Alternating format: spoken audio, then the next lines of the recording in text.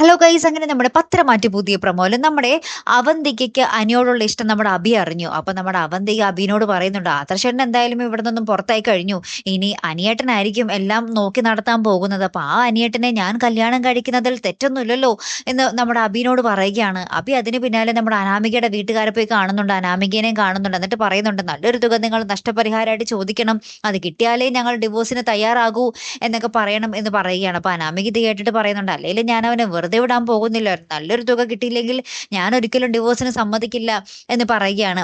അപ്പൊ ഇക്കാര്യങ്ങൾ നമ്മുടെ മുത്തശ്ശൻ അറിയുന്നുണ്ട് ഇവിടെ തറവാട്ടില്. അപ്പൊ നമ്മുടെ മുത്തശ്ശൻ അബിയോട് പറയുന്നുണ്ട്, നിന്നെ പോലെ തന്നെ ആർത്തി പിടിച്ച സ്വഭാവക്കാരാണ് അനാമികയുടെ വീട്ടുകാരും, നിങ്ങൾ തമ്മിൽ ഒരു വ്യത്യാസവും ഇല്ല എന്നൊക്കെ പറയുമ്പോൾ നമ്മുടെ അബി പറയുന്നുണ്ടേ, അല്ല പെട്ടെന്ന് ഡിവോഴ്സ് കിട്ടാൻ വേണ്ടിയാണ് ഞാൻ അവർ ചോദിച്ച തുക പെട്ടെന്ന് കൊടുക്കാൻ പറഞ്ഞേ എന്ന് പറയുക കേട്ടോ. അപ്പൊ ഇത് കേട്ടിട്ട് നമ്മുടെ മുത്തശ്ശി പറയുന്നുണ്ട്, അങ്ങനെ പെട്ടെന്ന് ആ തുക കൊടുത്ത് തലേന്ന് ഒഴിവാക്കുന്ന എന്തിനാ, അനി വേറെ നാളെ കെട്ടാൻ പോവാണോ എന്നിങ്ങനെ ചോദിക്കുന്നുണ്ട്. അപ്പൊ ഇത് കേട്ടിട്ട് നമ്മുടെ അവന്തിക ഒന്ന് ഞെട്ടി നിൽക്കുന്നുണ്ടേ.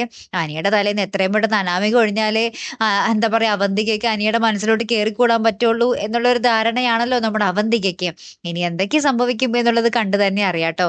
കാത്തിരുന്ന് തന്നെ കാണാം. അപ്പൊ അടുത്തൊരു വീഡിയോയുമായി വരുന്നത് വരയ്ക്കും ഗുഡ് ബൈ.